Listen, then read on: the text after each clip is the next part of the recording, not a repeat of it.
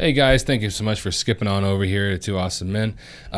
Just like whenever WandaVision was first released, I think it was like the first 2 episodes or 3 episodes, we did a video talking about Jeremy John's video over the first, I believe it was the first 2 episodes. Yeah, the first 2. The first 2 episodes, and how we didn't agree with him on pretty much anything almost anything he said. And today we're going to do pretty much the same, very similar to Sean Chandler's video, and we're just going to start this off very big. I want to make sure that we're not bashing anyone here, just like in the Jeremy Johns video. Right. Yeah, we're not trying to judge anybody's opinions or critique anybody's opinions. Yeah. Because everybody has their own opinions, and everybody has the right to have their own opinion. And that's just what I love the most about these shows, is that it just opens up a dialogue, and that's pretty much just why we wanted to make this video. Yeah, exactly. Yeah. We didn't agree with a lot of what Sean Chandler said in his video over the first 4 episodes. Yeah, and so we just want to talk about that. Also, I'm really big on the idea that phlegm. I'm really big on phlegm. I'm really the secret fetish. Yeah. I'm really big on the idea that film should be debated. There's nothing wrong with it being debated. There's nothing wrong with me saying, I don't agree with you, but not like, hey, you stupid idiot. You know, what kind of horrible opinion is that? Not that. Just like, hey, I don't agree with you. I like talking about that. It's fun to debate on it. It's fun to talk about this kind of stuff. So it's not us bashing anything on Sean Chandler, just like we weren't bashing Jeremy Johns in that video. It's just us responding to the video. Another big thing to talk about is we're going to try our best not to go into full detail about how we feel about this show. Just because whenever this show is all up, we are going to do a full video. We're going to do a video over the whole season. Right. And I will say, like, when it came to WandaVision, the reason why we're able to do that at first is because there was a lot of very hidden stuff. That there's a lot more to talk about. And plus, there's only 2 episodes out of 9 had been released for that show. Here, 4 episodes of 6 have been released. So. Yeah. Exactly. The episodes are longer, so we still have a lot to go, but we just don't want to say things and then repeat ourselves in our full review. Yeah, exactly. But just the first thing I do want to say is we do love this show. That's going to be obvious from this whole video. We do love this show. And so we're just going to talk about Sean Chandler's video a little bit. Yeah, we're especially making this video just because he's very negative on the show right now. And this video that we're going to be reacting to is pretty much overall negative. He did have a few good things to say at the beginning of the video, which we aren't really going to react to because we do agree a lot with what he said in that section. But a lot of the video was just a lot of the negatives that he had for the show as a whole. Yeah. And also, I just want to bring this up. We do have a lot of respect for Sean Chandler. We met him one time. We met him at a Comic-Con. And he had a lot of good things to say. He had a lot of good advice to bring out because he really knows what he's doing. Honestly, I don't know how he does what he does with all of his ranked videos. His ranked videos. Yeah, I hate editing ranked videos. I don't know how he does that. It's one of the worst things to do. It's one of the worst things. It's so irritating. He does it constantly. So we have a lot of respect for the guy. Also, he's a fellow Texan. So. Yeah, he's a fellow Texan. Yeah, so cool. And he was a really nice guy when we got to talk to him. Really cool guy. So I just want to bring that up. We do have a lot of respect for the guy. But as we're kind of moving towards the final act of this series, we don't even really know what the main conflict is. So fundamentally, at the core of this show is that it wants to show a more complicated world where the heroes and the villains aren't entirely clear. Back in World War II, it was very easy to say Steve Rogers, Captain America, good, Nazis and Hydra, bad. Very clear-cut, good, bad. Now, this is one of the biggest things that I disagree with him about his opinions of the show, pretty much, is that there's not really a clear, cut and dry villain with the villains and heroes like there was in the Captain America, the First Avenger, with the Nazis and Red Skull and Captain America. But I feel like that's not really a bad thing. In fact, I feel like that's an even better thing. Yeah. Because it makes villains a lot more complex whenever their motivations are not bad. Yeah, it's why like movies like, and I know I'm not saying they're bad. It's a bad movie, but like the First Avenger, Captain America: The First Avenger. It's why that movie. It's really just like a very basically good movie. It's just a little bit above mediocre and it's fine, but overall it is a pretty decently forgettable movie. It's why Thor: The Dark World is known as a forgettable movie. They're not necessarily bad movies, just forgettable because overall they're not really fighting anything with reason. They're just trying to fight something that's trying to take over the world or trying to do something. No, just a very basic evil villain. Right. You know. And so, not saying they're bad movies. It's just the reason why they're not one of the best movies in the MCU. Because their villains really aren't that fantastic. You know, they weren't. They did it. They were a big threat. But whenever you have a difference between something that's being exciting and something that's interesting is always going to topple what's the exciting to me. You know, I mean, to an extent, obviously. But just like now, we're getting to this point where villains are actually really interesting, which is really weird to me that he brought up the idea of these characters, because for a little bit now, we have been getting villains that are kind of sort of like this, you know, to where they have a pretty agreeable, pretty maybe not fully justifiable, but pretty justifiable reasoning. It's just their means aren't always that fantastic. Yeah, which in this video he does later say or mention that those kind of villains are good. Yeah. But just overall, watching this video, just it really seems that he doesn't really like that kind of villain. I will say there is a way to make villains who like don't have extremely justifiable reasoning like good. For instance, like Joker, like his the Dark Knight Joker. His Joker. It's not like he has like this really deep story that like.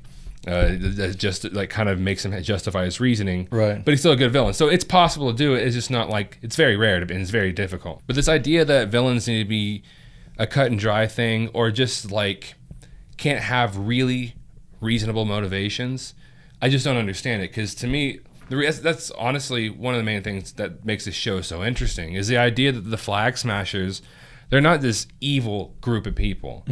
They're actually caring people for the people within the group. You know, they're actually pretty decent people. And so the idea, the point of the show is it's really just trying to make you yourself wonder what's happening. They don't need to be this threat that's like obviously evil, obviously going to destroy destroy everything. It's just this. It's just very interesting villains, and possibly might not even be the main villain of the whole show. Right. You know, and so that's what makes this show so interesting. Problem here is that they haven't kind of given us a compelling enough story at the core of it. They haven't given enough of something where you feel people are in danger because of what the Flag Smashers are doing. He mentions here that the Flag Smashers haven't really done anything and they don't feel like a group that feels like a threat to people, and then that people are in danger. But they've already blown up part of a building and killed 3 people and injured a few others. So they've already done this major thing. And this is one point that I do want to bring out, is that throughout this video, just watching it, it's kind of, it seems like he's falling into the trap that I feel like a lot of people might fall into after Infinity War and Endgame. And it's that comparing villains to Thanos and expecting that level of stakes in all the rest of the movies. Not all superhero movies have to have universe-ending stakes, world-ending stakes. It can be smaller scale stuff like this and still be interesting. Because at the end of the day, they're really a group of people who really did agree with the idea that half the world should have died. You know, they have these reasonable. They have these. I always say the word reasonable, and to an extent, it is reasonable. Their motivations are reasonable. But they still have that belief, kind of a dark, kind of slightly evil belief that the world is better when half the world died. You know, and so to an extent, there's like a sense of like unity with the world because there's a lot less people. So there wasn't that many like attention like borders and everything. Yeah. So it is an understandable motivation for them to want to go back to that life that they had for that 5-year time span. You haven't actually explained why the GRC isn't helping those people and not giving them resources, and why they're sitting on 6 months. You haven't really explained that to us to understand, should I want them to change? Are the Flag Smashers wrong? Like what? There's no solution in this because it's not actually exploring the tension. And he brings up here that there's not like a clear-cut solution to want to work towards in this show. But I feel like that's what makes it so complex, is that there is no clear-cut solution. Like, how do you resolve this? And if it was just them going after a bad guy, I'm not going to say it'd be like a bad thing. but it wouldn't be as complex or as interesting as this situation is. Yeah, and one thing that's really cool about the show, and it's the thing that I liked about WandaVision, and it's two different things completely, but the idea of being risky, right? WandaVision was risky completely, and we talked about it in one of our videos. But the reason why I find this so risky is they set themselves up to try to do something very difficult, which is creating this group of people that are actually pretty decent people overall. They, in a sense, they don't come off as bad people, but they just have some evil ways, some violent ways of doing things. And so it's an idea, like you said, like how do you actually do this? I mean, they wrote this themselves. It's not like these characters just randomly started doing stuff. They wrote this themselves. There's a reason they wrote it like this, you know. I do trust that there's going to be an ending that makes it all make sense. Yeah, especially because like he talked about a little bit earlier about how he doesn't know how the show wants him to feel about the Flag Smashers, whether he wants them to change what they're doing or the GRC to change what they're doing. But that's the point. They even had Sam understand that they weren't like evil people. That's why he went to go talk to Carly instead of going there to kill her. Yeah, he wasn't trying to like distract her.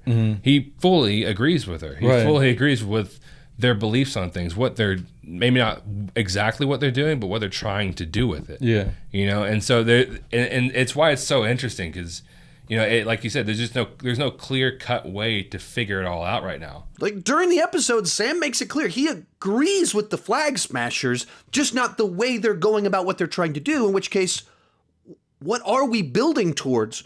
Clearly, the end of the episode makes it clear John Walker's a nut bar. He's clearly not the symbol that Steve was, and it's a tarnished image now. And I'm sure that's what we're building towards. We have to stop John Walker, who's a bad guy. But we're 2/3 of the way through the season, and okay, he's a nut bar. But why do we need to stop him? Besides, he's a nut bar. It's like what's his evil scheme? He doesn't really have an evil scheme. And the thing about this is, I don't understand what evil scheme he needs to have. You know, he is almost all villains. Pretty much all villains they're overcome by obsession, right? I think that John Walker is becoming a villain of the show, right? Right. And what he is his whole entire character is obsession, right? Because you have Steve Rogers, who was just really just trying to be a good person. Right. He's really just trying to be a really good person as much as he could, and that's what he stood for, was being a good person. That's why. And Winter Soldier and Civil War, he pretty much stepped away from the government because he's like, in order to be a good person, I need to step away from this. Right. You know, I need to go pretty much rogue against this because it's the only way I can feel like I'm being a good person. With John Walker, he is obsessed with being Captain America, what he sees Captain America as, which is a great soldier. Two different things, and I think, what was it? Erskine and the first Avenger. I can't remember the exact words he said. Something about, do you remember the exact words he said? Whatever happens tomorrow, you must promise me one thing. That you will stay who you are. Not a perfect soldier, but a good man. So what we have here is we have John Walker, a guy who's obsessed with becoming a perfect soldier. So much so, and like I said, being obsessed, not just being the perfect soldier, but being the perfect super soldier, being the Captain America that he saw, right?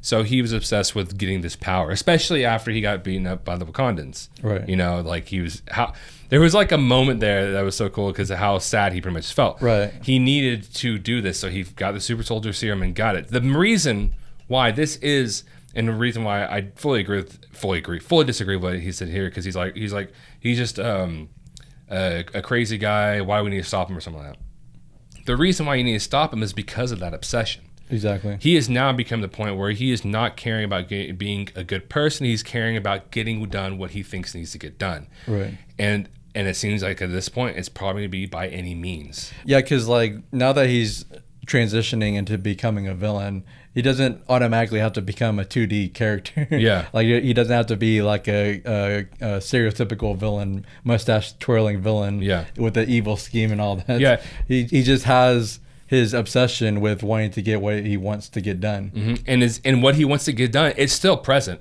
Yeah. He still wants to get rid of the Flag Smashers. He still wants to stop them from everything that they're doing. You know, he's not going to automatically go to killing a whole bunch of people randomly. Right. He still has this set goal. Yeah. The problem is now he's at a point where it seems like whoever gets in his way, he could possibly kill. For instance, Sam. Yeah, Sam and Bucky. Yeah, Sam and Bucky. Yeah, which is a big thing. Anybody who gets in his way, he could kill them. And that's my frustration. A show like this, like feel like I should know what I'm working towards. So, like this week's episode, probably the best of the show thus far. Action, characters, exploring ideas, different worldviews about what's going on, but also highlighted that the show as a whole, I don't think it's fully coming together for me. And they needed to find some way to raise the stakes, raise the urgency, make it so I feel a danger that our characters have to overcome, not whatever it's currently doing.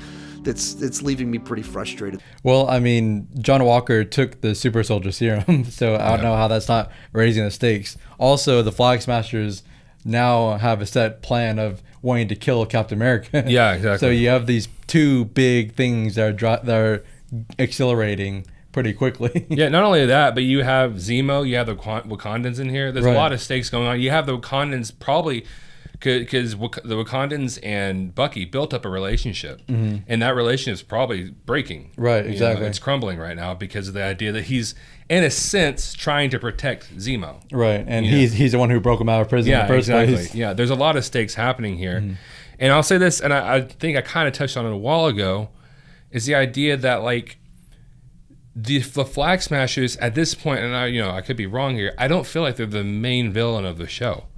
I mean, we've already talked a lot about the Power Broker. The Power Broker could be the main villain of the show, and they're kind of just following him. Right. You know, they have a lot of these reasoning behind what they're doing, but they are just following. It seems like the Flag Smasher, and then it seems like John Walker might become also one of the other villains of the show. Yeah.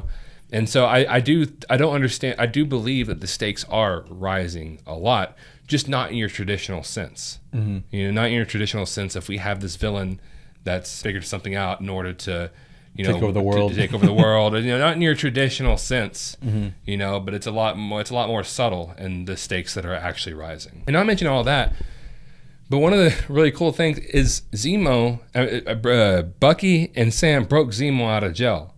So at the end of this, not there isn't anybody who's going to be like out of trouble. Right, exactly. Every single one of these people in this movie, all the people we're following are going to be in some kind of trouble by the end of this show. Exactly. Well, guys, if you like this video, don't forget to like, share, and subscribe. Also, comment and let us know what you thought about this episode. If you agree with me, if you agree with Sean Chandler. Okay. Yeah, me. You don't have to agree with me. Agree with me. Only me. Only me. If you agree with us, or if you agree with Sean Chandler, let us know what you thought. Again, try not to get too mad at anybody here.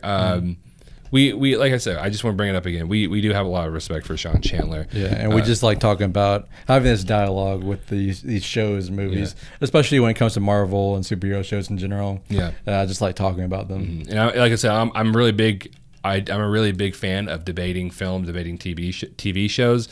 And I'm not friends with Sean Chandler, so I can't just like call him up and say, "Hey, you want to have a debate?" Like, no, we just pretty much did this video as a very slight debate, not in any hopes that he's going to respond to it in any way, but like just, but we do have respect for him, and we, like I said, we met him. He's a really cool guy. So yeah, and don't forget to follow us on social media. We have Facebook, Instagram, and Twitter, all at 2 Awesome Men. And as always, thank you so much for watching, and you will see us later.